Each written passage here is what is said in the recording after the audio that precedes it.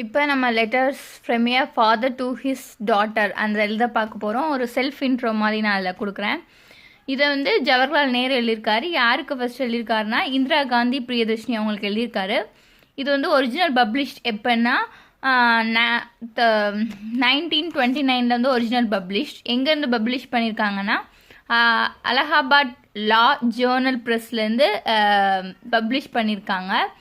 நேரு வந்து ஃபஸ்ட்டாக வந்து 30 லெட்டர்ஸ் மட்டும்தான் எழுதுறாரு. அதை வந்து சம்மர் ஆஃப் 1928 வந்து இந்திரா காந்திக்கு 10 வயசு இருக்கும்போது அவர் எழுதினது.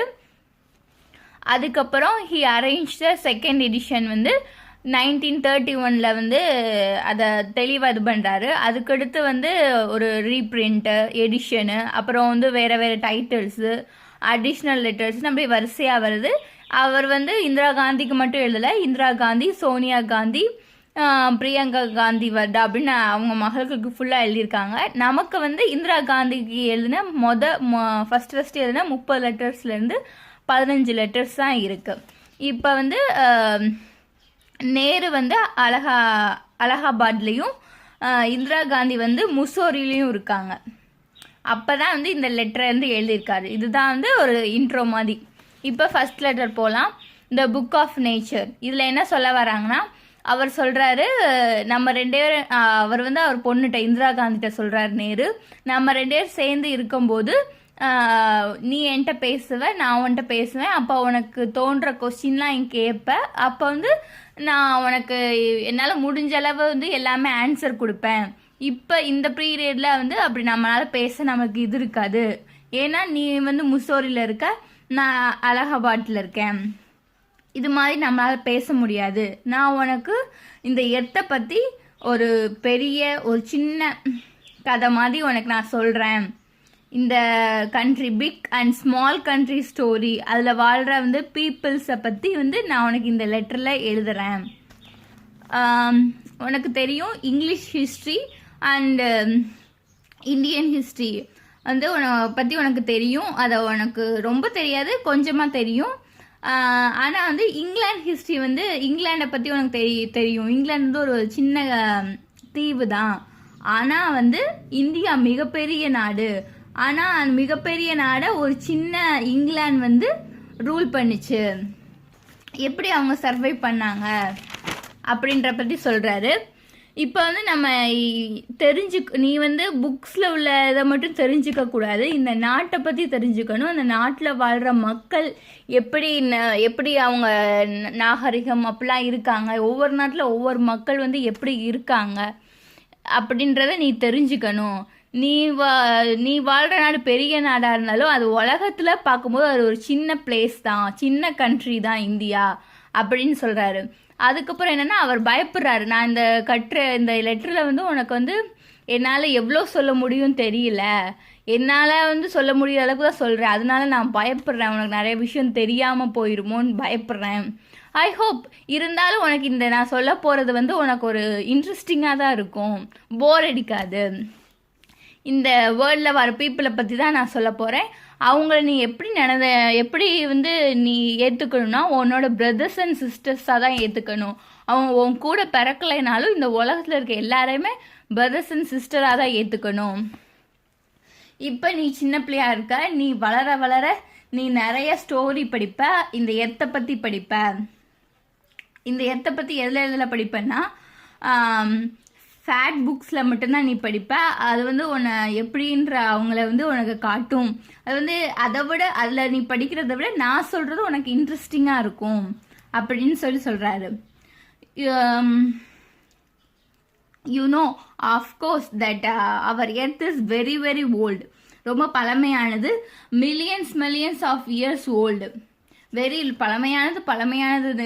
இதில் மனுஷங்க வாழ்ந்திருக்காங்க, ஆண்கள் வாழ்ந்திருக்காங்க, பெண்கள் வாழ்ந்திருக்காங்க. அதுக்கு முன்னாடி அனிமல்ஸ் வாழ்ந்திருக்கு. அனிமல்ஸ்க்கு முன்னாடி இந்த உலகத்தில் யாருமே வாழ்ந்ததில்ல. அதை வந்து நீ வந்து இமேஜின் தான் பண்ணி பார்க்க முடியும். அப்போ இமேஜின் பார்க்குறத வந்து சயின்டிஸ்ட் வந்து உனக்கு சொல்லுவாங்க. சயின்டிஸ்ட் படிச்சிருக்கிறத பற்றி அவங்களுக்கு சொல்லும்போது அவங்க என்ன சொல்லியிருப்பாங்க, அந்த சயின்டிஸ்ட் உங்களோட புக்கெல்லாம் நீ படிக்கும்போது அதில் என்ன சொல்லியிருப்பாங்கன்னா, அதுக்கு முன்னாடி மனுஷங்க வாழலை. ஏன் வாழலை அப்படின்னா அது வந்து பூமி வந்து ரொம்ப ஹாட்டாக இருக்கும், அதனால மனுஷங்க வாழலை அப்படின்றத சொல்லியிருப்பாங்க. அதனால மனுஷங்க வாழலை. அந்த புக்கில் நீ படிக்கும்போது பாறை, புதைப்படிவம், பாறைனா ராக்ஸ், புதைப்படிவமா ஃபோசில்ஸ், இதெல்லாம் தான் இருந்திருக்கும் அப்படின்னு சொல்கிறாங்க. இப்போ வந்து நீ ஹிஸ்ட்ரி புக்லாம் படிக்கும்போது வந்து அந்த காலத்து மக்கள் வந்து அந்த காலத்தில் மக்கள்லாம் வாழ்ந்திருக்க மாட்டாங்க. அப்போ எப்படி இந்த புக்கெல்லாம் எழுதியிருப்பாங்க அப்படின்னு சொல்லி நீ யோசிப்ப, நீ இமேஜின் தான் அவனால் பண்ண முடியும். அதை வந்து நான் இதில் சொல்லும் போது உனக்கு வந்து போர் அடிக்காது, இன்ட்ரெஸ்டிங்காக இருக்கும். அது எந்த அளவுக்கு இன்ட்ரெஸ்டிங்காக இருக்கும்னா, நீ ஒரு கட்டுக்கதை, ஒரு ஃபேரி டேல்ஸ் படிக்கிறத விட இது வந்து உனக்கு இன்ட்ரெஸ்டிங்காக அமையும் அப்படின்னு சொல்கிறாரு. இப்போ நீ படித்ததெல்லாம் நீ உண்மையாக ஏற்றுக்கணும்னு அவசியம் இல்லை, ஆனால் வந்து அது உண்மையும் கூட தான் அப்படின்னு சொல்கிறாரு. இப்போ நீ பார்த்தோம்னா we have rocks, mountains, seas, stars, rivers and desert and old animals. இதெல்லாம் வந்து this is another things we know. இதெல்லாம் வந்து முன்னாள் கால வந்து எர்த்லேருந்து இருக்கு. The story not only understood the truth of other books of study, it is a nature. இது வந்து நீ புக்கை படித்து மட்டும்தான் தெரிஞ்சுக்கணும், அப்படிதான் நீ உண்மையை புரிஞ்சுக்கணும்னு அவசியம் இல்லை. நீ வந்து இந்த இயற்கையான புத்தகத்தை படித்தாலே வந்து அந்த நேச்சர் ஆஃப் புக் அதை படித்தாலே வந்து உனக்கு புரியும். நான் எக்ஸாம்பிளுக்கு சொல்லணும்னா, இப்போ வந்து நீ வந்து ஹிந்தி, உருது, இங்கிலீஷ்லாம் படிக்கிறேன்னா அதுக்கு வந்து உனக்கு லாங்குவேஜ் தெரியணும், அதோட லெட்டர்ஸ் தெரியணும். அப்போ தான் வந்து உன்னால் வந்து அந்த லாங்குவேஜ் எல்லாம் கற்றுக்க முடியும். அதே மாதிரி தான் இந்த நேச்சரை நீ புரிஞ்சுக்கணும், இந்த இடத்துல இதை புரிஞ்சுக்கணும் அப்படின்னா நீ நேச்சரை படிக்க பழகணும். நேச்சரை படிக்க பழகணும்னா ஒரு எக்ஸாம்பிளுக்கு சொல்லணும்னா, நீ ரோட்டில் நடந்து போய்கிட்டு இருக்க, அப்போ ஒரு கூழாங்கலை பார்க்குற. கூழாங்கல்னா பிபிள், PEBBLE, பிபிள். அதை பார்க்குற, அது எப்படி பளபளப்பாக ஷைனாக உருண்டையாக அழகாக இருக்குது அப்படின்னு சொல்லி நீ யோசிக்கலாம். அது ஆக்சுவலி கூழாங்கல்லாவே இருந்திருக்காது. அது ஆரம்ப காலத்தில் ஒரு பெரிய பாறையாட்டம் இருந்திருக்கும், ஒரு கரடு முரடான அங்கங்கே விளிம்புகளோட எட்ஜஸோட இருந்திருக்கும். அது ஒரு பாறையில் இருந்திருக்கும், அந்த பாறை செதறுண்டு இருக்கும், அது ஓடையில் போயிருக்கும்.